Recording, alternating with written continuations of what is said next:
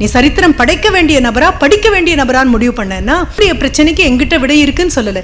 எனக்கு social media மேலே தவிர்க்க முடியாத பலவீனமும் போதையும் வந்தது அப்படின்னு சொன்னால் மேடை ஏறி இத்தனை குழந்தைங்களை பார்த்து பேசக்கூடிய அடிப்படை தகுதியை நான் இழந்துருவேன்.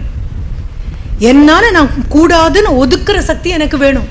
மனிதனால் கண்டுபிடிக்கப்பட்ட ஒன்றுக்கு நான் அடிமையாவேன் அப்படின்னா நான் எவ்வளோ பலவீனமான நபர்னா. இங்கே தான் இருக்குது, எங்கே தொலைச்சியோ அங்கே தேடு தங்கமே. தொலைச்சது மனதுக்குள்ளே தானே, உள்ளுக்குள்ளே தொலைச்சிட்டு வெளியில் எப்படி தேடுறது? சோஷியல் மீடியாங்கிறது கவனச்சிதறல் தான். மன உறுதி வெளியிலேருந்து யாரும் கொடுக்க மாட்டாங்க. இங்கே தான் இருக்குது, எங்கே தொலைச்சியோ அங்கே தேடு தங்கமே. தொலைச்சது மனதுக்குள்ளே தானே, உள்ளுக்குள்ளே தொலைச்சிட்டு வெளியில் எப்படி தேடுறது? சோஷியல் மீடியா வெளியில் தான் இருக்குது, இல்லைன்னு சொல்லவே இல்லையே. ஆனால் இதே வகுப்பில் சோஷியல் மீடியா பக்கம் போகாத குழந்தைங்களும் கண்டிப்பாக இருப்பாங்க. எது முக்கியம்னு நம்ம முடிவு பண்ணிடலாம். ஒரு ராஜா தன்னுடைய பையனை 3 வயதாக இருக்கும்போதே ஊருக்கு வெளியில் இருக்கக்கூடிய ஆசிரமத்தில் கொண்டு வந்து விட்டுட்டார். அங்கே யாரெல்லாமோ படிச்சுட்டு இருக்காங்க. இந்த குழந்தைக்கு தான் ராஜாவுடைய குழந்தைன்னு கூட தெரியாத அளவுக்கு அந்த குழந்தை படிச்சுட்டு இருக்கான். ஒரு 16 வயசு ஆகும்போது ஒரு நாள் மதியம் அங்கே எல்லா வயது குழந்தைங்களும் இருக்குது. இந்த பையன் மட்டும் எழுந்திரிச்சு அவர்கிட்ட ஆசிரியர்கிட்ட கேட்குறான். ஆசிரியருடைய மனைவி தான் அங்கே சமைக்கக்கூடிய பெண்மணி. இன்னைக்கு மத்தியானம் சாப்பாடு ரொம்ப கசப்பாக இருந்தது, மதிய உணவு. அப்படியா, உன் படிப்பு முடிஞ்சது, நீ கிளம்பலாம் அப்படின்னு சொல்கிறார். முகம் இவ்வளோண்டாயிடுது.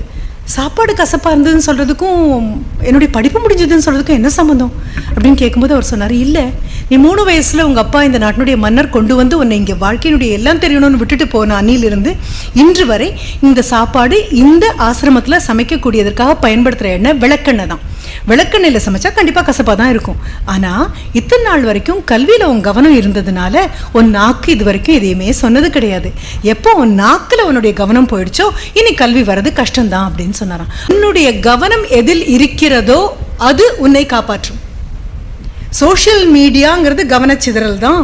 வம்புலையும் வதந்தியிலையும் சுவாரஸ்யம் காணக்கூடிய மனது கண்டிப்பாக வளரக்கூடிய வாய்ப்பே கிடையாது. அப்போ நீ முடிவு பண்ண. அதை தான் முதல்லேருந்து மறுபடியும் சொல்கிறேன். நான் முடிவு பண்ணுறேன்னு சொல்லவே இல்லை. உன்னுடைய பிரச்சனைக்கு எங்கிட்ட விடை இருக்குன்னு சொல்லலை. எனக்கு சோஷியல் மீடியா மேலே தவிர்க்க முடியாத பலவீனமும் போதையும் வந்தது அப்படின்னு சொன்னால் மேடை ஏறி இத்தனை குழந்தைங்களை பார்த்து பேசக்கூடிய அடிப்படை தகுதியை நான் இழந்துருவேன். இல்லைன்னா வள்ளுவன் சொல்வானா, ஒருமையுள் ஆமை போல் 5 அடக்கலாற்றின். எல்லார் முன்னாலையும் வச்சு பாரு மொபைலை, எத்தனை பேர் எடுக்கிறாங்க அப்படின்னு. 100 பேர் முன்னால் வச்சு 99 பேர் எடுத்தாலும் ஒரு நபர் எடுக்க மாட்டேன்னு உட்கார்ந்துருக்கக்கூடிய நபராக இருப்பார்னா அந்த ஒரு நபர் மேலே சரித்திரம் படைப்பதற்காக வருவார், மற்றவங்கெல்லாம் சரித்திரத்தை படிக்கிறதுக்காக வருவாங்க.